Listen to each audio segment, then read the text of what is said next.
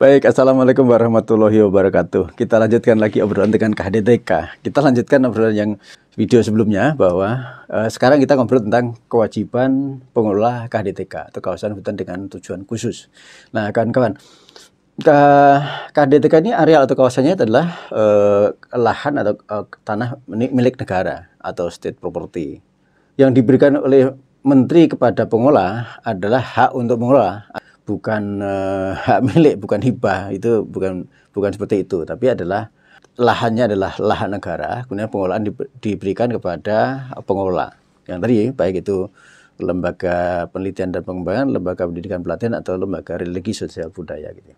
Setelah KHDTK ini ditetapkan oleh menteri kawasannya sebagai kawasan hutan dengan tujuan khusus, maka pengelola memiliki beberapa kewajiban. Setidaknya ada 4 dan nanti ada kewajiban di dalam pengelolaannya. Pertama, kewajiban pertama pengelola itu adalah menyelesaikan penataan batas. Nah, kalau tadi kan masih ditetapkan sebagai peruntukan kawasan hutan dengan tujuan khusus gitu ya. Itu berikutnya adalah melakukan penataan batas. Apa perlu ya? Iya, karena pada saat penetapan kawasan untuk tujuannya khusus demi kepentingan umum itu baru penetapan kawasannya saja. Nah, biasanya luasnya masih plus minus gitu ya, plus minus. Maka langkah berikutnya adalah melakukan penataan batas paling lambat 1 tahun setelah penetapan kawasannya. Dan jika belum selesai maka dapat diperpanjang 1 tahun lagi.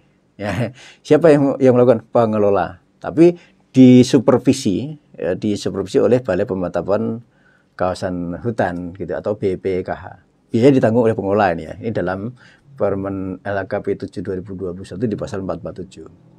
Nah, kemudian setelah nanti tata batas selesai, maka dilaporkan kepada Direktorat Jenderal, lalu nanti ada SK penetapan areal oleh Ditjen Planologi. Nah, SK penetapan areal itu luasnya udah fix tuh, yang tadinya plus minus misalnya 60 hektar, setelah diukur tata batas bisa kurang, bisa lebih, tapi luasnya udah fix ya, luasnya nggak ada plus minusnya lagi. Lalu udah jelas tuh luasnya berapa, panjang batasnya berapa, pal batasnya ada berapa, batas alamnya panjangnya ada berapa. Dan kemudian di pal batas itu ada inisial KHDTK 1, 2, 3 sampai dan seterusnya. Itu nanti bedanya kalau sudah tata batas. Kewajiban pengelola yang kedua adalah melakukan pengelolaan KHDTK.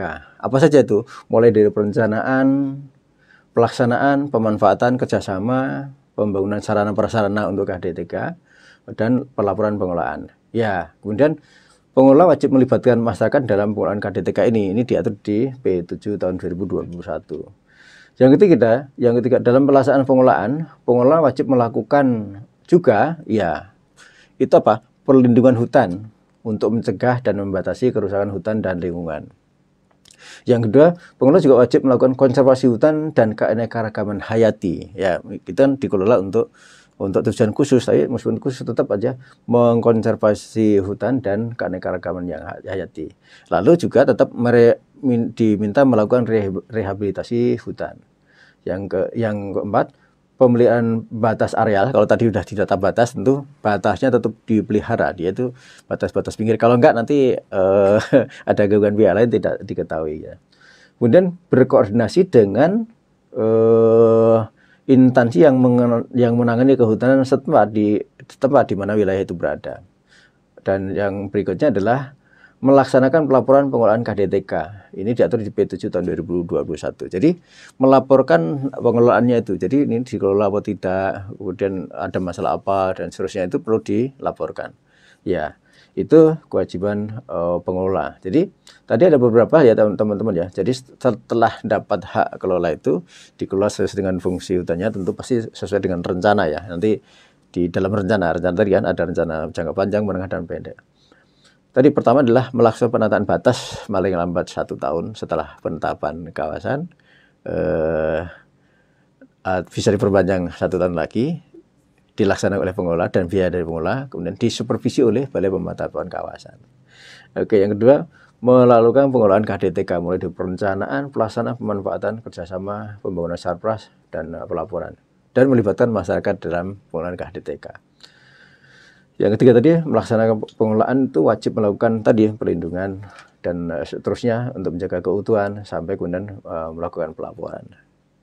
Oke, mudah-mudahan itu bermanfaat bagi kita semua dan para pengelola KDT kita. Tentu monggo dilaksanakan dan dimanfaatkan KDT sesuai dengan yang diajukan. Lalu jangan lupa melakukan pengelolaan sesuai dengan rencana dan melaporkan kegiatannya.